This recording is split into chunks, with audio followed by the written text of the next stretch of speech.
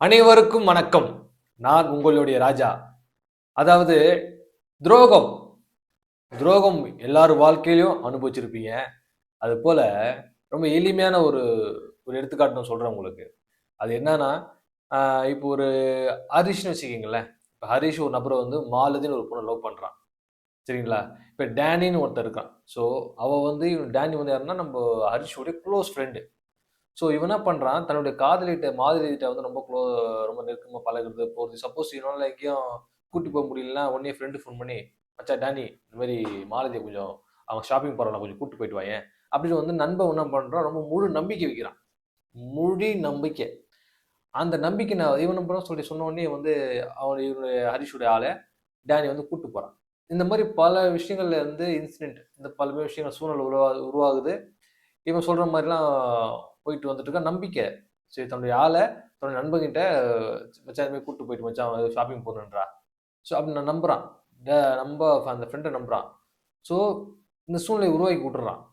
So அவன் என்ன பண்றான், அந்த பொண்ணு பண்றா, அவன் மேல ஒரு ஒரு சின்ன ஒரு கிரஷ் கிரியேட் ஆகுது.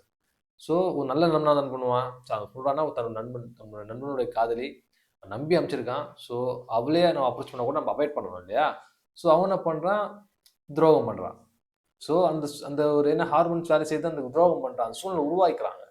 ஏன்னா மனிதன் தானே அந்த உணர்வுகளுக்கு யாரும் கட்டுப்படுத்த முடியாது. ஸோ உணர்வுகள மீறி ஒரு விஷயம் வந்து தடுக்கிறான்னா, அவன் மாரி நண்பன்லாம் கிடையாது. குடுத்து வச்சுக்கணும் நம்ம. ஸோ இந்த மாரி ஒரு விஷயம்ன்றது. இது இது ஒரு துரோகம்.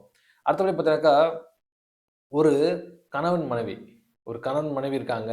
அந்த கணவன் மனைவிய ரொம்ப உண்மையா பழக நம்பிக்கை வச்சிருக்கிறா வச்சுக்கங்களேன். அவ என்ன பண்றா, தன்னுடைய லாங் ட்ரிப் போறா. அவங்க வந்து ஏதோ ஒர்க் பண்ற இடத்துல என் தம்பின்னு ரொம்ப நெருக்கமா பழகுறான். ஸோ அந்த தம்பி என்ன பண்றான், ஒரு கால சூழ்நிலையில அவர் வீட்ல தங்குற மாரி ஆயிடுது. ஸோ என்ன பண்றான், நம்பி தங்க வைக்கிறாரு யாரு? அவளுடைய ஹஸ்பண்ட். ஸோ இவ என்ன பண்றா, அவன தம்பின்னு சொல்லிட்டு வீட்டுக்கு கூட்டிட்டு வந்துட்டு, ஸோ அவங்க ஹஸ்பண்ட் ஆஃபீஸ் போற நேரத்துல வந்து என்ன பண்றது, அவங்க கூட ஒரு ரிலேஷன்ஷிப் ஒரு தவறான ஒரு ஒரு ரிலேஷன்ஷிப்குள்ள ஈடுபடுறாங்க. ஸோ தன்னுடைய கணவன் நம்பி இருக்கிறாரு. இந்த ஒய்ஃப் வந்து இந்த மாரி சூழ்நிலைய கிரியேட் பண்றா. ஸோ துரோகம். துரோகம். அதே போல பார்த்தீங்கன்னாக்கா, ஒரு மிகப்பெரிய ஒரு ஒரு தொழிலதிபர் இருக்கிறார்ன்னு வச்சுக்கங்களேன். அந்த தொழிலதிபர் என்ன பண்றாரு, அவருக்கு எதிரிகள் அதிகமா இருப்பாங்க. ஸோ அந்த எதிரிகள் அதிகமா இருக்கும்போது, என்ன ஆகுது, இந்த மாரி அவன வந்து எப்படியோ போட்டு தள்ளணும்னு பிளான் பண்றாங்க. அப்ப வந்து அந்த தொழிலதிபர் இருக்காரு இல்லையா, அவர் கூட இருக்கிற டிரைவர்லேருந்து அவர சுத்தி சுற்றி உள்ளவங்க எல்லார்கிட்டயுமே வந்து வறுமை காரணமா வேலை பார்த்துட்டு இருப்பாங்க.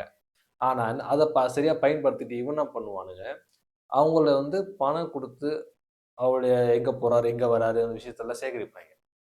சேகரிச்சுட்டு கரெக்ட்டா டைம்ல அவங்கள மர்டர் பண்ணிருவாங்க. ஏன்னா, இந்த நம்பிக்கை நம்பி கூட வச்சிருக்கவங்கள நம்புறாரு. நம்ம கூட இருக்கிறவங்க நம்மளுக்கே தெரியாம பல விஷயங்கள் பாத்துடுறாங்க. சமீப காலமா நம்ம ஆம்ஸ்டாங் அண்ணன் கொலை மேட்டர்ல கூட நடந்தது அந்த விஷயங்கள். ஸோ அதனால என்னன்னா, இந்த மாரி விஷயங்கள் நம்ம தொடர்ச்சியா நடந்து வந்துட்டு இருக்கு. இதுல துரோகம். அதுக்கு நம்ம என்ன என்ன பண்ணணும்? என்ன பண்ணணும்னா, லிசன் பண்ணுங்க. ஏன்னா, ஏன் சொல்ல வரேன்னா, நம்ம இதுவரைக்கும் நம்ம அஜாக்கிரதையா இருந்துட்டோம். இதுக்கப்புறம் வந்து லிசன் பண்ணுங்க. நம்ம கூட பழகுறது யாரு? அவன் பேர் என்ன? ஊர் என்ன? அவன் எங்க இருக்கிறான்? ஏது இருக்கிறான்? அப்புறம் அவனுடைய ரியாக்ஷன் என்னவா இருக்குது? நெக்ஸ்ட் பார்த்தீங்கன்னாக்கா, அவனுடைய பேசும் தோரணை எப்படி இருக்கு? இவன நம்பி கூட்டு போலாமா? ஒரு சில சீக்ரெட்டான விஷயத்த நம்ம யார்ட்டயும் பெர்சனலா பேசவும் கூடாத ஒரு விஷயம். ஒரு இடத்துக்கு போறோம்னா, அந்த நம்ம நபர்கள வந்து யாரையும் எல்லாரையும் அவாய்ட் பண்ணிடணும். நம்ம என்ன பண்றோம்? எங்க போறோம்? எங்க வரோம்ன்னு யாருக்கும் தெரியக்கூடாது. First of all. ஏன் சொல்றேன்னா, ஆ யாருக்கும் தெரிய வேண்டாம்னு நான் நினைக்கிறேன் நான். ஏன்னா, நீங்க யாரும் கூட வச்சுக்காதீங்க. போங்க எல்லாம் போங்க வாங்க. ஆனா ஒரு முக்கியமான விஷயம்னா, நீங்க தனியா போங்க. யாரும் கூட வச்சுக்காதீங்க. யாரும் பகுத்துக்காதீங்க. அதே சமயம் வந்து எதிரிகள கூட நம்பிடலாம். துரோகிகள நம்பவும் முடியாது சொல்லுவாங்க. அதனால எதிரிய கூட நம்பிருங்க. துரோகிகள பக்கத்துல வச்சுக்காதீங்க. ஒரு உங்களுக்கு துரோகம் பண்ணிட்டான்னு தெரியுதா, அதோட தொல தூரம் தூக்கி வச்சுருங்க. அவன் திருந்திருவான்னு மட்டும் நினைக்காதீங்க. திருந்திருவான்னு நினைச்சு கூட வச்சுக்கினா, மிக நம்ம நம்ம ம நம்ம நம்மளுக்கு மரணம் நிச்சயம். மரணம் நிச்சயம். ஒரு தடவ துரோகம் பண்ணா, அந்த அந்த துரோகம் பண்ணவன திருப்பி நம்ம மன்னிச்சு சேர்த்துட்டாக்கா, சண்டை போட்டுருவோம் நம்ம. சண்டை போட்டு அவன ஒதுக்கி வச்சுருவோம்.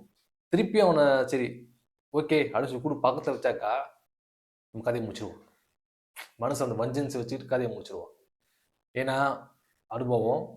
அதனால என்னன்னா, பாதுகாப்பா இருங்க, சேஃபா இருங்க. துரோகிங்கள தூர வைங்க. யாரா இருந்தாலும் சரி, இது வந்து ஜென்ரலா சொல்றேன். எல்லாரும் பொதுவா சொல்றேன். எல்லாருமே சேஃபா இருக்கணும். யாரையும் நம்பாதீங்க. ஏன்னா, நம்ம நம்பிக்கைய ஏமாத்திருவாங்க. ஒரு காதலி ஆகட்டும், நம்ம ரொம்ப ட்ரஸ்ட்டா இருப்போம். நம்மகிட்டயும் பேசுவாங்க, இன்னொருத்தர் பேசுவாங்க. ஸோ நண்பனாகட்டும், ஒரு 2 கேங் இருக்குது. 2 கேங் வந்து அவன் பெரிய கேங், சின்ன கேங். நம்ம கூட இருக்கிறான். ஸோ இவன் என்ன பண்ணுவான் தெரியுமா? பெரிய கேங்கா இருக்குது. ஸோ அங்கேயே போயிட்டு நம்மள பத்தி நம்மளுடைய சீக்ரெட்லாம் சொல்லி, நம்மள அட்டாக் பண்றதுக்கு வெயிட் பண்ணிட்டு அவங்க கூட ஜாயின் ஆயிட்டு, அவங்க கூட ஒரு அல்பத்துக்கு அணிபடிஞ்சு போயிடுவான். அதனால நண்பர்களாகட்டும், காதலியாகட்டும், உறவினர்களாகட்டும், எல்லார்கிட்டயுமே கொஞ்சம் உஷாரா இருங்க. வெளிய பழகும்போது எல்லாரையும் ஒரே மாரி பார்க்காதீங்க. ஒவ்வொருத்தரையும் ஒவ்வொரு தோரணையில பாருங்க. ஒவ்வொரு கண்ணோட்டத்துல பாருங்க. நீ லிசன் பண்ணுங்க. அவங்க பழகும்போது தெரியும். நல்ல உஷாரா இருங்க மக்களே. ரொம்ப நன்றி. வணக்கம்.